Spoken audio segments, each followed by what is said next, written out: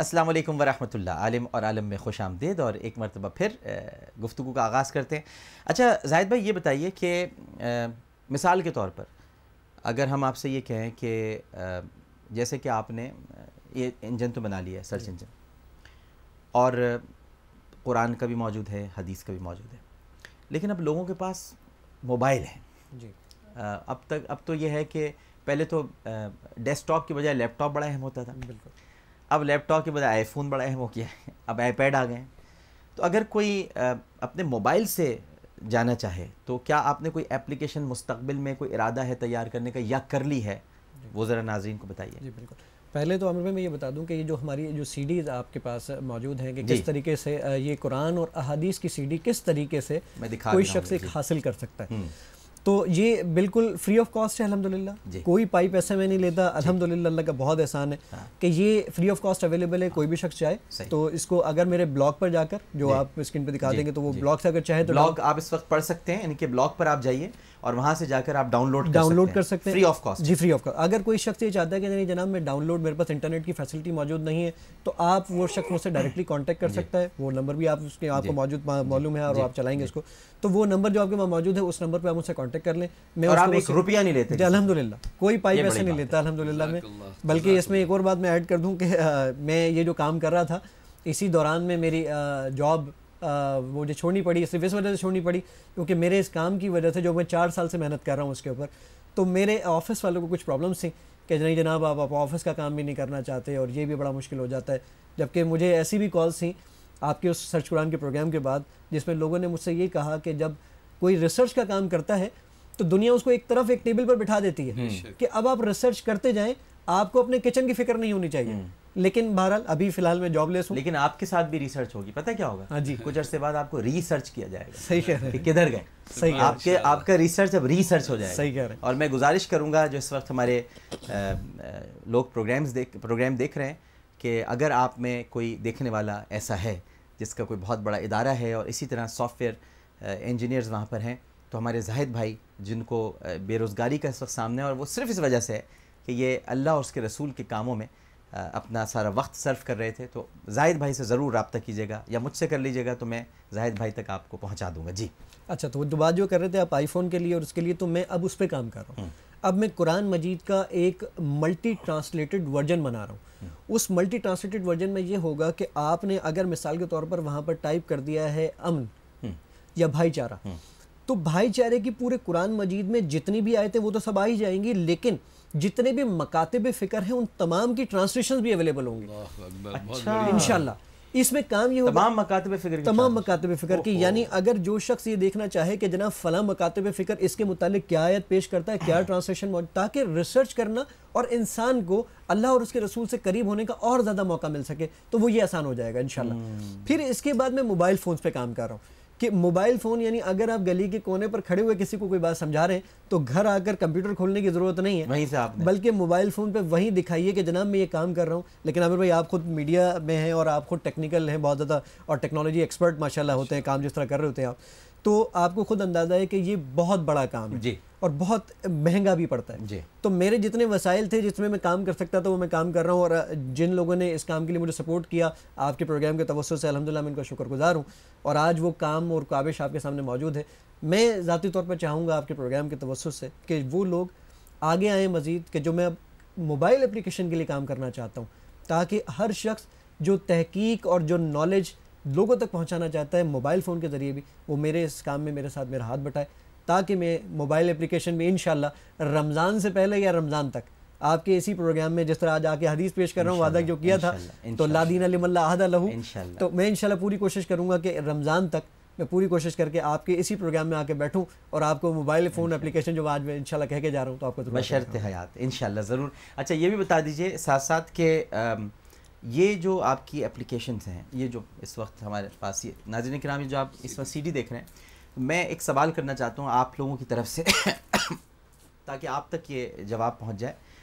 کیا اس کے لیے انٹرنیٹ کی کنیکٹیوٹی یا نیٹ سے منسلک ہونا، میرا مطلب یہ کہ کوئی نیٹ ورکنگ ضروری ہے، یا یہ سافٹ ویئر آپ انسٹال کرنے کے بعد براہ راست اس کے تمام تر یعنی جو پہلو ہیں ان تک رسائی حاصل کر سکتے ہیں، یا کچھ لمیٹڈ ہیں آپ ادھر نہیں جا سکتے؟ مثال کے طور پہ بہت ساری چیزیں ہوتی ہیں، بہت سارے سافٹ ویئر ہوتے ہیں کہ آپ چلے تو جاتے ہیں بٹ لمیٹڈ ایکسیس ہوتا ہے، پھر آپ کو یہ کہا جاتا ہے کہ نہیں کنیکٹ کریں. اب ہمارے یہاں تو آپ کو پتہ ہے پاکستان میں ابھی کنیکٹیوٹی اتنی زیادہ پاپولر نہیں ہے بنسبت ویسٹ کے یا دیگر ممالک کے، تو بغیر کنیکٹیوٹی کے بھی ہم کر سکتے ہیں. جی بالکل، جیسے جو میں نے بھی آپ کو بات بتائی کہ میں نے بلاک کے ایڈریس کے ساتھ اپنا نمبر صرف اس لیے دیا کہ ہر شخص، ہمارے ملک میں 10% سے زیادہ لوگ جو انٹرنیٹ کو ایکسیس نہیں کر سکتے، تو اسی وجہ سے وہ اس کو ایکسیس کر سکے. دوسرا جو آپ کا سوال ہے کہ اس سی ڈی کے اندر یہ کمپلیٹلی پوری کتب ستہ اور قرآن مجید کی جو سی ڈی ہے اس میں پورا قرآن مجید، کوئی انٹرنیٹ کنیکٹیوٹی کی ضرورت نہیں ہے. جسٹ اس سسٹم کے، اور میں نے اس کو اگر تجارتی مقصد کے لیے بنانا ہوتا تو میں ایک کام یہ کر دیتا کہ یہ سافٹ ویئر صرف اور صرف سی ڈی سے ہی چلتا. ایسا نہیں ہے، آپ اس سی ڈی کو اپنے پاس انسٹال کیجئے، پھر اس کے بعد اپنے دوست کو دے دیجئے، ٹھیک، پھر اپنے دوست کو دے دیجئے، یعنی یہ چلتا ہی رہے گا بغیر سی ڈی کے اور بغیر انٹرنیٹ کے. الحمدللہ. ناظرین کرام، قبل اس کے کہ ہم پروگرام علامہ صاحب سے کہیں کہ کنکلوڈ کریں، آپ ایک ڈیمو دیکھیے. ہم آپ کو ڈیمو دکھاتے ہیں کہ کس طرح سے زاہد صاحب اس کو آپریٹ کر رہے ہیں، اور ڈیمو دونوں آپ کو دکھا رہے ہیں ہم، سرچ انجن جو قرآن کا ہے وہ بھی اور سرچ انجن جو حدیث کا ہے وہ بھی. پہلے ڈیمو دیکھتے ہیں اور پھر اس ڈیمو کے بعد ہم علامہ صاحب سے کہیں گے کہ پروگرام کنکلوڈ کریں.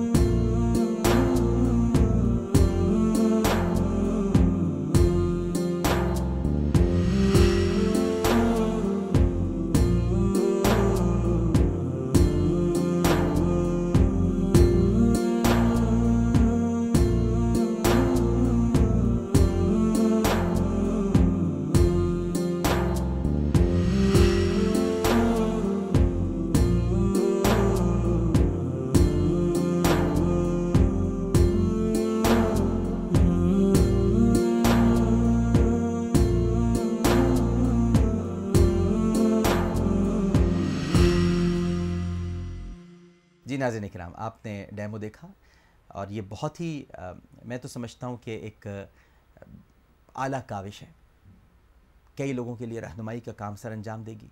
اور اس کے ساتھ ساتھ جو قابل ذکر بات ہے کہ اس کے لیے کوئی بہت بڑا ادارہ سامنے نہیں آیا، بہت سارے لوگ سامنے نہیں آئے، بلکہ اللہ سبحانہ و تعالیٰ نے اپنی قدرت ظاہر فرمائی کہ اللہ سبحانہ و تعالیٰ کا کلام اور اس کے حبیب صلی اللہ علیہ وآلہ وسلم کے اقوال، اللہ جس کو توفیق دے، یہ اس کی توفیقات ہیں، چاہے وہ اداروں کو توفیق دے، گروہ کو دے، پوری قوم کو دے، کسی ملک کو دے، امت مسلمہ کو دے، یا صرف زاہد حسین صاحب کو دے دے کہ بھئی تم میرے بندے ہو اور تم نے یہ کام کرنا ہے، تم میرے غلام ہو، میں تمہارا آقا ہوں، میری نوکری کرتے ہو، چلو ایک نوکری یہ بھی کرو.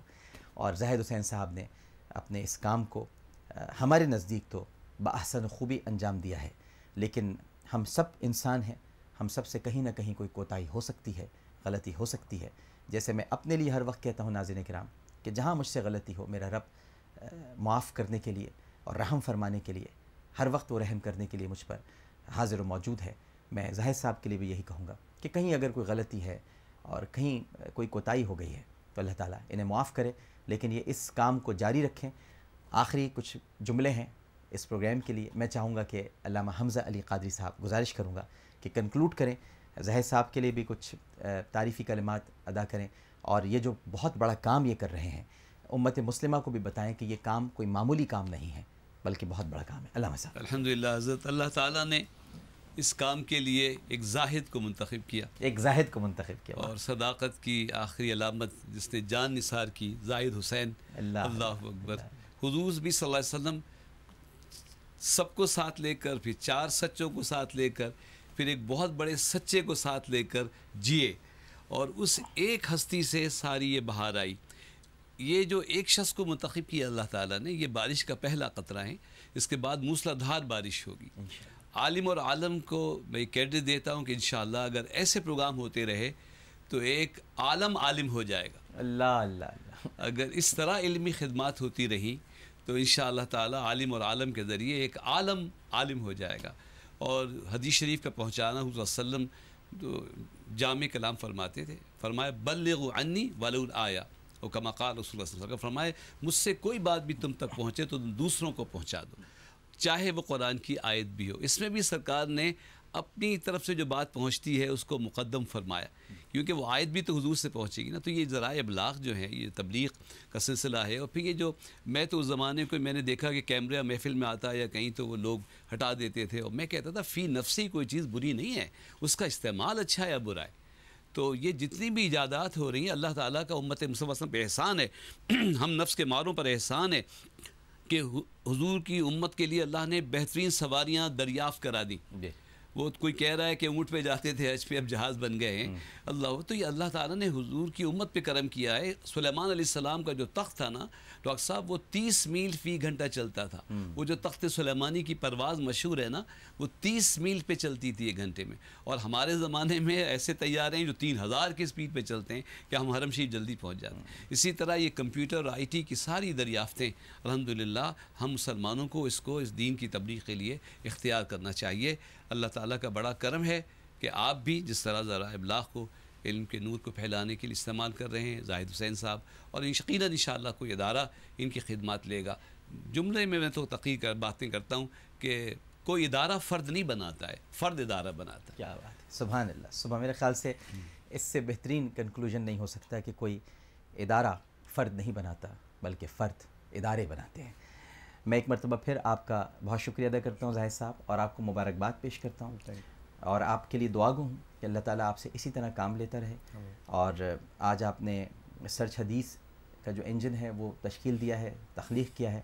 میری دعا ہے کہ ایک وقت ایسا ہے کہ آپ سرچ فقہ بھی تشکیل دے دیں، تاکہ اس میں بھی لوگوں کو بڑی آسانی ہو، اور جو ہمارے ائمہ کرام کی خدمات ہیں، ائمہ اربعہ کی، وہ سب کے سامنے واضح ہوں، کیونکہ ہمارے ہاں کچھ ایسے روشن خیال اور متجدد آ گئے ہیں جو اب خود تو امام بننا چاہتے ہیں لیکن ائمہ اربعہ کو پیچھے دھکیلنا چاہتے ہیں، حالانکہ چاہتے ہیں ہم امام بن جائیں۔ ان کے دل میں بھی خواہش امام ہی کی ہے، وہ چاہتے ہیں کہ ہمیں فالو کیا جائے۔ وہ کیا مطلب، اگر کوئی آ کر یہ کہہ رہے ہیں، جتنے بھی روشن خیال ہیں کہ جی میں جو کہہ رہا ہوں اس پر عمل کر لے، تو آپ ہی کو تو فالو کیا نا، پھر تو آپ امام ہی بننا چاہ رہے ہیں نا۔ تو جو ائمہ اربعہ تھے ان کو دھکیلنا چاہ رہے ہیں۔ مجھے ایک آدھا سیکنڈ جی دے کہ وہ جو آپ نے دیگر مکاتب فکر کے تراجم بھی شامل کیے ہیں، میں صرف اتنا عرض کروں گا کہ یہ تقابلی مطالعے کے لیے بہت اچھا ذریعہ ہے۔ لیکن آپ کی یہ کرامت ہے کہ آپ نے ائمہ کا فقہ کے ائمہ کا ذکر فرمایا، تو یہ لفظ قبول فرمائیے کہ جب کبھی تقابلی مطالعہ ہو تو اس کی تطبیق تلاش کرنے کے لیے بھی کسی امام کو پڑھ لیجیے۔ اللہ اللہ اللہ اللہ، واہ۔ اور اسی جملے کے ساتھ ہم اس پروگرام کا اختتام کرتے ہیں۔ میں بہت شکر گزار ہوں علامہ سید حمزہ علی قادری صاحب آپ کا، اور جناب زاہد حسین صاحب آپ کا، دونوں شخصیات عالم اور عالم میں تشریف لائیں۔ ناظرین، اس کے ساتھ ہی عالم اور عالم کا وقت اپنے اختتام کو پہنچتا ہے۔ پروگرام پیش کرتے ہوئے کوئی غلطی، کوئی سہو تو اپنے رب کے حضور معافی کا خواستگار اور توبہ کے طلبگار ہوں، اس اپنے پن کے ساتھ کہ اپنا بہت خیال رکھیے گا۔ اللہم صلی علی سیدنا و مولانا محمد وعلی آلہ وصحبہ وبارک وسلم وصلی علیہ۔ اللہ حافظ۔